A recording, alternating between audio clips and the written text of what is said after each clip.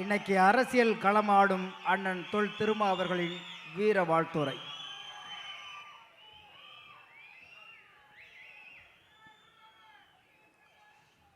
வரலாற்று சிறப்பு வாய்ந்த இந்நிகழ்வை உரிய நேரத்தில் ஒருங்கிணைத்து தலைமை வகித்து சிறப்பித்துக் கொண்டிருக்கிற சகலகலா வல்லவர் நம்மவர் அண்ணன் கமல்ஹாசன் அவர்களே, உரையாற்றி விடைபெற்று சென்றிருக்கிற தமிழ்நாடு முதலமைச்சர் மாண்புமிகு அண்ணன் தளபதி ஸ்டாலின் அவர்களே, அண்ணன் வைகோ அவர்களே, பேராசிரியர் காதர் மொய்தீன் அவர்களே, பேராசிரியர் ஜவாஹிருல்லா அவர்களே, அன்பு இளவல் வேல்முருகன் அவர்களே, தோழர் மு வீரபாண்டியன் அவர்களே, தோழர் பே சண்முகம் அவர்களே, விடைபெற்று சென்றிருக்கிற தமிழ்நாடு காங்கிரஸ் கமிட்டியின் தலைவர் சகோதரர் செல்வ பெருந்தகை அவர்களே, நன்றியுரை ஆற்றவிருக்கிற அண்ணன் ஏஜி மௌரியா அவர்களே, திரளாக கூடியிருக்கிற உலக நாயகனின் உள்ளம் நிறைந்திருக்கிற அன்பு நேயர்களே, தமிழ் சொந்தங்களே, என்னுடன் வருகை தந்திருக்கிற என் உயிரின் உயிரான விடுதலை சிறுத்தைகளே, அனைவருக்கும் வணக்கம். தேசம் தழுவிய அளவில் தொலைநோக்கு பார்வையோடு சமூக பொறுப்புணர்வோடு இந்த நிகழ்வை அண்ணன் கமல்ஹாசன் அவர்கள் ஒருங்கிணைத்திருக்கிறார். அவரை எவ்வளவு பாராட்டினாலும் தகும். விடுதலை சிறுத்தைகள் கட்சியின் சார்பில் முதலில் எனது நெஞ்சார்ந்த பாராட்டுகளை அண்ணன் அவர்களுக்கு நான் தெரிவித்துக் கொள்கிறேன். தன் வாழ்நாள் முழுவதும் காந்தியடிகளை அரசியல் ரீதியாக கடுமையாக விமர்சித்தவர் புரட்சியாளர் அம்பேத்கர். காந்தியடிகளோடு முரண்பட்டு காங்கிரசிலிருந்து வெளியேறி தனி இயக்கம் கண்டவர் தந்தை பெரியார். அந்த தலைவர்களோடு காந்தியடிகளை இணைத்து இந்த முப்பெரும் மாமனிதர்கள் இன்றைய காலத்தின் தேவையாக இருக்கிறார்கள் என்பதை இந்த நாட்டுக்கு எடுத்துரைக்கக்கூடிய ஆளுமை மிக்க தலைவராக அண்ணன் கமல்ஹாசன் அவர்கள் விளங்குகிறார். இங்கே உரையாற்றிய தலைவர்களுக்கெல்லாம் அவர் வழங்கிய பரிசு, நடுவிலே காந்தியடிகள், இடதுபுறத்திலே பெரியார், வலதுபுறத்திலே புரட்சியாளர் அம்பேத்கர். இதை மேலோட்டமாக பார்க்கிறவர்கள் முரண்பாடான ஒரு இணைப்பு என்றுதான் என்ன தோன்றும். நுட்பமாக பார்க்கிறவர்களால் மட்டும்தான் இது காலத்தின் தேவை என்பதை உணர முடியும். அதை உணர்ந்தவர் அண்ணன் கமல்ஹாசன் அவர்கள். எப்படி இவர்களை ஓரணியில் அல்லது ஒரே நேர்கோட்டில் நிறுத்த முடியும் என்கிற கேள்வி இயல்பாக எழுகிறது. நிறுத்த வேண்டிய தேவை உள்ளது. அப்படி ஒரே நேர்கோட்டில் இவர்கள் நிற்கிறார்கள், ஒரே புள்ளியில் நிற்கிறார்கள் என்பதும் உண்மை, வரலாற்று உண்மை, புறந்தள்ள முடியாத உண்மை. அந்த புள்ளியில் தான் அண்ணன் கமல்ஹாசன் அவர்கள் இந்த மகத்தான நிகழ்வை மறவோம் என்கிற பெயரில் ஒருங்கிணைத்திருக்கிறார். காந்தியடிகளே, உங்களை மறவோம், உங்கள் ஈகத்தை மறவோம், உங்கள் அர்ப்பணிப்பை மறவோம், இந்த நாட்டின் விடுதலைக்காக நீங்கள் ஆற்றிய பங்களிப்பை மறவோம் என்று அவருக்கு சொல்லுவதோடு அவரை படுகொலை செய்த சனாதன கும்பலுக்கும் நீங்கள் செய்த தேச துரோகத்தை மறவோம், உங்களை ஒருபோதும் மன்னிக்க மாட்டோம் என்று சொல்லுகிற ஒரு செய்தியாகத்தான் அண்ணன் அவர்களின் இந்த அரிய முயற்சி. இது மிகவும் நுட்பமான ஒரு அரசியல். காந்தியடிகளை சிறுமைப்படுத்துகிற கும்பல் இன்றைக்கு ஆட்சி அதிகார பீடத்தில் அமர்ந்திருக்கிறார்கள். காந்தியடிகளின் நன்மதிப்பை சிதைக்கிற கும்பல், காந்தியடிகள் மீது தேசம் வைத்திருக்கிற பிம்பத்தை தவிடுபடியாக்குகிற கும்பல், காந்தியடிகளின் தலைமையை ஏற்றுக்கொண்ட சர்தார் பட்டேலுக்கு வானுயர சிலை அமைத்து பட்டேல் தான் உயர்ந்தவர், காந்தி சிறியவர் என்று காட்டுகிற அற்ப முயற்சி செய்கிற கும்பல் கோலோச்சுகிற இந்த சூழலில் காந்தியடிகளின் பெயரில் 100 நாள் வேலை திட்டம் இருந்தது. அந்த பெயரையும் மாற்றுகிற அற்ப அரசியலை செய்கிற கும்பல் கோலோச்சுகிற இந்த சூழலில் பேச்சுக்கு பேச்சு நாத்துராம் கோட்சே ஒரு தேச பக்தர், தேச தலைவர் என்று சொல்லுவதன் மூலம் காந்தியை படுகொலை செய்தது நியாயம் என்று நியாயப்படுத்துகிற கொலைகார கும்பலுக்கு எச்சரிக்கை விடுக்க வேண்டிய இந்த சூழலில் காங்கிரஸ் செய்ய வேண்டிய வேலையை அண்ணன் கமல்ஹாசன் செய்து கொண்டிருக்கிறார். தேசிய அளவில் காந்தியை மீண்டும் உயர்த்தி பிடிக்க வேண்டிய தேவை உள்ளது. காந்தியடிகளின் அர்ப்பணிப்பை மீண்டும் புதிய தலைமுறையினருக்கு எடுத்துச் சொல்ல வேண்டிய தேவை உள்ளது. காந்தியடிகளை ஏன் நாத்துராம் கோட்சே சுட்டு கொன்றான்? யார் அவன்? அம்பேத்கரின் பெயரில் இயக்கம் கண்டவனா? அம்பேத்கரின் சிந்தனைகளை ஏற்றுக்கொண்டவனா? அல்லது பெரியாரின் அரசியலை உள்வாங்கிக் கொண்டவனா?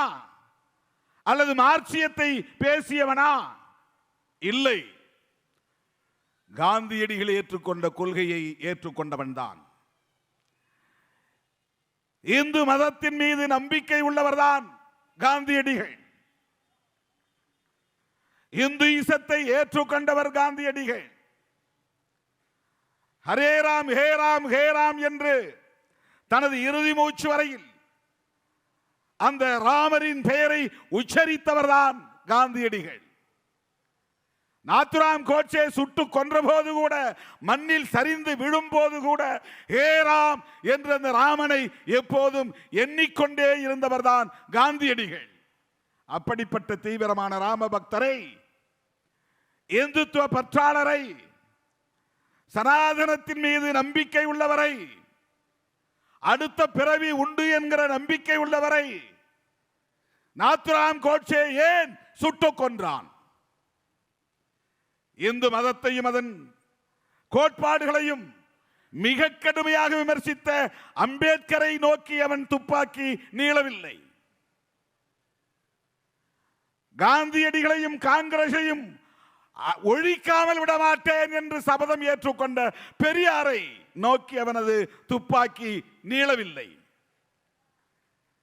இந்து மதத்தின் மீது தீவிரமான பற்று கொண்டிருந்த, சனாதனத்தின் மீது நம்பிக்கை கொண்டிருந்த, இம்மை மறுமை கோட்பாட்டில் நம்பிக்கை கொண்டிருந்த காந்தியடிகளை அவன் சுட்டுக் கொன்றதற்கு என்ன காரணம்? இதுதான் மிக முக்கியமான புள்ளி. இதைத்தான் இந்த இளைய தலைமுறையினருக்கு, புதிய தலைமுறையினருக்கு, ஜனநாயகத்தின் மீது நம்பிக்கையுள்ளவர்களுக்கு நாம் எடுத்துச் சொல்ல வேண்டிய தேவை இருக்கிறது.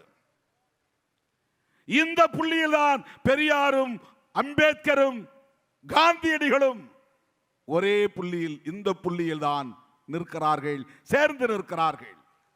அது என்ன புள்ளி என்றால், காந்தியடிகள் எவ்வளவு தீவிரமான மதப்பற்றாளராக இருந்தாலும், கடவுள் நம்பிக்கை உள்ளவராக இருந்தாலும், வைணவ கோட்பாடுகளின் மீது ஈடுபாடு உள்ளவராக இருந்தாலும், ராமரின் பக்தராக இருந்தாலும், அவரிடத்தில் ஒரு அரசியல் நிலைப்பாடு, உறுதியான நிலைப்பாடு, தெளிவான நிலைப்பாடு, தொலைநோக்கு பார்வையுள்ள நிலைப்பாடு இருந்தது. அதுதான், அந்த புள்ளிதான் செக்யூலரிசம் என்கிற மதச்சார்பின்மை. மதம் வேறு, அரசு வேறு. அரசு விவகாரங்களில் மதம் தலையிடக்கூடாது. மத விவகாரங்களில் அரசு தலையிடக்கூடாது. மதத்திற்கான சுதந்திரத்தை அரசு கட்டுப்படுத்தக்கூடாது. அரசு மதம் சார்ந்து இயங்கக்கூடாது. இந்த நிலைப்பாட்டில் காந்தியடிகள் தெளிவாக இருந்தார். இதுதான் புரட்சியாளர் அம்பேத்கரின் நிலைப்பாடு. இதுதான் பகுத்தறிவு பகலவன் தந்தை பெரியாரின் அரசியல் நிலைப்பாடு. நாடு விடுதலை பெற்றுவிட்டது. ஆங்கிலேயர்களை விரட்டிவிட்டோம். இந்தியர்களாய் காந்தியடிகளின் தலைமையில் அணிதிரண்டோம். எத்தனை மதங்கள் இருந்தாலும், எத்தனை மொழிகள் இருந்தாலும், எத்தனை கலாச்சாரங்கள் இருந்தாலும் இந்த பன்மைத்துவம் சிதையாமல், சிதறாமல் இந்தியர்களாய் ஒன்று சேர்ந்து வெள்ளையர்களை விரட்ட வேண்டும். ஆங்கிலேய ஏகாதிபத்தியத்தை விரட்டி அடிக்க வேண்டும் என்கிற காந்தியடிகளின் அந்த இலக்கிற்கு இந்திய மக்கள் அனைவரும் தோள் கொடுத்து நின்றார்கள். அவரது தலைமையை ஏற்றுக்கொண்டு அணிதிரண்டார்கள். நாடு விடுதலை பெற்றது. அமைய போகிற அரசு புத்தம் புதிய அரசு. நாமே நம்மை ஆண்டு கொள்வதற்கான இறையாண்மை கொண்ட அரசு. எப்படிப்பட்ட அரசாக அமைய வேண்டும்?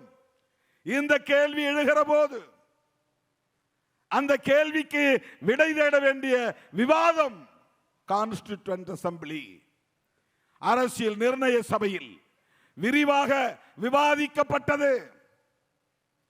கடவுளின் பெயரால் நாங்கள் இந்த அரசமைப்பு சட்டத்தை ஏற்றுக்கொள்ளுகிறோம் என்று அந்த அரசமைப்பு சட்டத்தின் முகப்புரையில், பிரியாம்பிளில் இடம்பெற செய்ய வேண்டும் என்று வற்புறுத்தினார்கள்.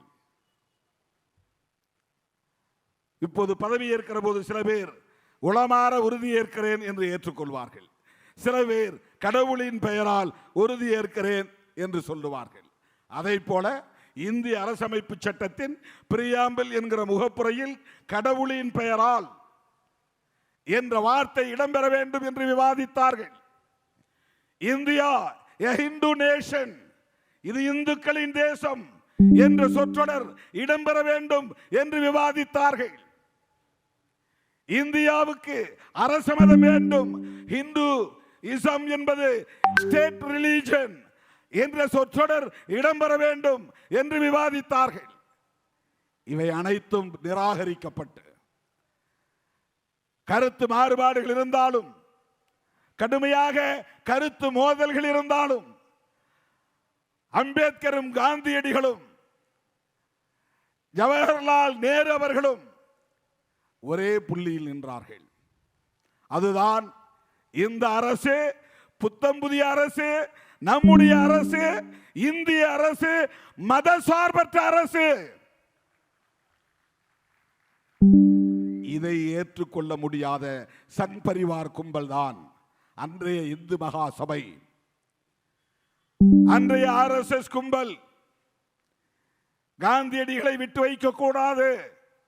இவர் இந்துக்களும் முஸ்லிம்களும் ஒரே மண்ணால் செய்யப்பட்ட வணையப்பட்ட பானை, வெவ்வேறு பானைகள் என்கிறார். இந்துக்களும் முஸ்லிம்களும் சகோதரர்கள் என்கிறார். சகோதரத்துவத்தை பேசுகிறார், நல்லிணக்கத்தை பேசுகிறார், ஒற்றுமையை பேசுகிறார். இவரை விட்டு வைக்க கூடாது. இந்துக்களும் முஸ்லிம்களும் ஒருவரை ஒருவர் வெட்டி படுகொலை செய்து இரத்த ஆறு ஓடுகிற நிலையில், நாடு பிரிவினையை சந்தித்த சூழலில், பாகிஸ்தானுக்கு இந்தியா புதிய ஒரு தேசத்தை கட்டமைப்பதற்கென்று ஒரு நிதியை தர வேண்டும் என்கிற ஒப்பந்தம் ஏற்பட்டு, முதல் தவணை, இரண்டாவது தவணை என்று தவணை தவணையாக நிதி ஒதுக்கீடு செய்யப்பட்டு, கடைசி தவணையை வழங்க காலதாமதமான நிலையில், அந்த போர் சூழலிலும், வன்முறை வெறியாட்டம் நடந்த சூழலிலும் காந்தியடிகள் உண்ணாவிரதம் மேற்கொண்டார். நேரு அரசுக்கு வேண்டுகோள் விடுத்தார். ஒப்புக்கொண்டபடி பாகிஸ்தானை நிறுவுவதற்கு கடைசியாக தர வேண்டிய தவணை தொகையை தர வேண்டும் என்று வலியுறுத்தினார். இதுவெல்லாம் RSS சங் பரிவார் கும்பலுக்கு எரிச்சலை தந்தது. இந்துக்களுக்கும் முஸ்லிம்களுக்கும் இடையிலே பகைமை மேலும் வளர வேண்டும் என்று விரும்பிய கும்பல் இஸ்லாமியர்களுக்கு எதிரான வெறுப்பு அரசியலை அப்போதே தொடங்கிவிட்டார்கள். அதற்கு இவர் ஒரு முட்டுக்கட்டையாக இருக்கிறார் என்பதை உணர்ந்து கொண்ட அந்த கும்பல் நயவஞ்சகத்தோடு கைகூப்பி தொழுது கொண்டே சென்று 2-3 அடி இடைவெளியில் அவருடைய நெஞ்சை குறிவைத்து சுட்டு படுகொலை செய்தார்கள். தோழர்களே, காந்தியடிகள் சுட்டு படுகொலை செய்யப்பட்டதற்கு ஒரே ஒரு காரணம், செக்யூலரிசம் என்கிற கோட்பாட்டில் அவர் உறுதியாக இருந்தார் என்பதுதான். இந்திய அரசமைப்பு சட்டத்தின் உயிர் மூச்சு கோட்பாடுகளுள் ஒன்று செக்யூலரிசம், இரண்டாவது புளூரலிசம் பன்மைத்துவம், மூன்றாவது பெடரலிசம். பல மாநிலங்கள் இருந்தாலும் அந்த மாநிலங்களின் ஒன்றியமாக இந்த அரசு, டெல்லி அரசு இருக்க வேண்டும் என்கிற பெடரலிசம். இந்த கோட்பாடுகள் பாதுகாக்கப்பட வேண்டும். செக்யூலரிசம் என்கிற வார்த்தை அதிலே இல்லை, ஆனால் அந்த கோட்பாடுகள் இடம்பெற்றன. இந்த சூழலில் தான் காங்கிரசோடு இன்றைக்கு நாம் ஏன் நிற்கிறோம் என்பதற்கு உரிய காரணம் இருக்கிறது. காங்கிரசோடு நமக்கு முரண்பாடுகள் இருக்கலாம், காந்தியடிகளோடு முரண்பாடுகள் இருக்கலாம், ஆனால் இந்த தேசத்தின் உயிர் மூச்சு கோட்பாடாக இருக்கிற செக்யூலரிசத்தை பாதுகாப்பதில் நேரு காட்டிய அக்கறை, காந்தியடிகள் காட்டிய அக்கறை, அதை தொடர்ந்து இந்திரா காந்தி அம்மையார் காட்டிய அக்கறை. 1976 மிசா என்கிற ஒரு சட்டம் கொண்டு வந்தார், maintenance of internal security act. அது மிக மோசமான ஒரு சட்டம் தான், ஆள் தூக்கி சட்டம் தான், இந்தியா முழுவதும் எதிர்க்கட்சிகளை வேட்டையாடிய சட்டம் தான், நெருக்கடி நிலைதான். அதை விமர்சிக்கிறோம் என்றாலும் அந்த சூழலில் இந்திரா காந்தி அம்மையார் செய்த மிக முக்கியமான வரலாற்று சிறப்புக்குரிய செயல், இந்திய அரசமைப்பு சட்டத்தின் முகப்புரையில் திருத்தம் கொண்டு வந்து இப்படி ஒரு கும்பல் எதிர்காலத்தில் வரும், அவர்கள் ஆட்சி அதிகாரத்திற்கு வருவார்கள், இவர்கள் இந்த அரசமைப்பு சட்டத்தை மதிக்க மாட்டார்கள், தூக்கி எறிந்து விடுவார்கள் என்ற நிலையை உணர்ந்து 76 ஒரு திருத்தம் கொண்டு வந்து செக்யூலர், சோசலிஸ்ட் என்கிற இரட்டை சொற்களை அரசமைப்பு சட்டத்தின் முகப்புரையிலே இணைத்தவர் இந்திரா காந்தி அம்மையார். இல்லாமல் இருந்த சொல்லை செக்யூலரிசம், இல்லாமல் இருந்த இன்னொரு சொல்லை சோசலிசம். இந்த இரண்டும் பிஜேபிக்கு பிடிக்காது, பாசிஸ்டுகளுக்கு பிடிக்காத வார்த்தை இது, பாசிச கும்பலுக்கு பிடிக்காத சொற்கள். இந்த இரண்டையும் அரசமைப்பு சட்டத்தின் முகப்புரையில் இருந்து நீக்க வேண்டும் என்று சுப்பிரமணிய சாமி வழக்கு தொடுத்தார் உச்ச நீதிமன்றத்தில். பிஜேபியில் இருந்தபோது, இருக்கிறார் இப்போதும். இந்த இரண்டு சொற்றொடர்கள் இன்றைக்கும் அவர்களுக்கு நெருடலாக இருக்கிறது. இப்படிப்பட்ட ஒரு துணிச்சலான நிலைப்பாட்டை எடுத்தவர் இந்திரா காந்தி அம்மையார். அவரை தொடர்ந்து அதே நிலைப்பாட்டில் உறுதியாக இருந்தவர் ராஜீவ் காந்தி. அவரை தொடர்ந்து அதே நிலைப்பாட்டில் இன்றைக்கு உறுதியாக நிற்பவர் ராகுல் காந்தி. ஆகவேதான் லோக்சபாவிலே அரசமைப்பு சட்டத்தை உயர்த்தி பிடித்துக் கொண்டு இந்த அரசமைப்பு சட்டத்தை பாதுகாப்போம் என்று உறுதிமொழி ஏற்றார் ராகுல் காந்தி. செல்லும் இடமெல்லாம் இன்றைக்கு உயர்த்தி பிடிக்கிறார் அரசமைப்பு சட்டத்தை. என்ன காரணம்? அந்த அரசமைப்பு சட்டத்தில் இருக்கிற உயிர் மூச்சு கோட்பாடுகளில் மிக மிக முதன்மையான ஒரு கோட்பாடு செக்யூலரிசம். இதுதான் இந்தியாவின் விவாத பொருளாக இன்றைக்கு மாறி இருக்கிறது. ஒரு கும்பல் செக்யூலரிசத்திற்கு எதிரானது, இன்னொரு அணி செக்யூலரிசத்திற்கு ஆதரவான அணி. இன்றைக்கு அண்ணன் கமல்ஹாசன் தலைமையிலே இங்கே கூடியிருக்கிறோமே நாம், மறவோம் நிகழ்வில் கூடியிருக்கிறோமே நாம், திமுக தலைமையிலான கூட்டணி கட்சி தலைவர்கள் எல்லாம் தேர்தலுக்கு முன்பாக ஒரே மேடையில் ஏறுகிற நிகழ்வாக இந்த வரலாற்று நிகழ்வு இன்றைக்கு அமைந்திருக்கிறது. இதனை தொடங்கி வைத்திருப்பவர் அண்ணன் கமல்ஹாசன் அவர்கள். அவர் வெறும் நடிகர் அல்ல, அவர் வெறும் தொழில்முறை நடிகர் அல்ல, அவர் வெறும் ஒரு இயக்கத்தின் தலைவர் அல்ல. அவருக்கு ஒரு தேசிய பார்வை இருக்கிறது, அவருக்கு ஒரு தொலைநோக்கு பார்வை இருக்கிறது, அவருக்கு ஒரு சமூக பொறுப்பு இருக்கிறது, அவருக்கு ஒரு அரசியல் கடமை இருக்கிறது. அது இந்த தேசத்தை பாதுகாப்பது, மதசார்பற்ற அரசாக இதை பாதுகாப்பது, அரசமைப்பு சட்டத்தை பாதுகாப்பது. அதற்கு இன்றைய காலத்தின் தேவை காந்தியடிகளின் அரசியல் என்பதை அவர் உணர்ந்திருக்கிறார். அதனால் இந்த நிகழ்வை ஒருங்கிணைத்திருக்கிறார். அவரை நெஞ்சார பாராட்டி இந்த அரிய வாய்ப்பை எனக்கு வழங்கியமைக்காக எனது மனமுவந்த நன்றியை தெரிவித்து நிறைவு செய்கிறேன். நன்றி, வணக்கம். உங்களுடைய புரட்சி உரைக்கு நன்றி அண்ணா. அண்ணன் தொல் திருமா அவர்களுக்கு நம்மவரின் அன்பு பரிசு. அதுக்கப்புறம்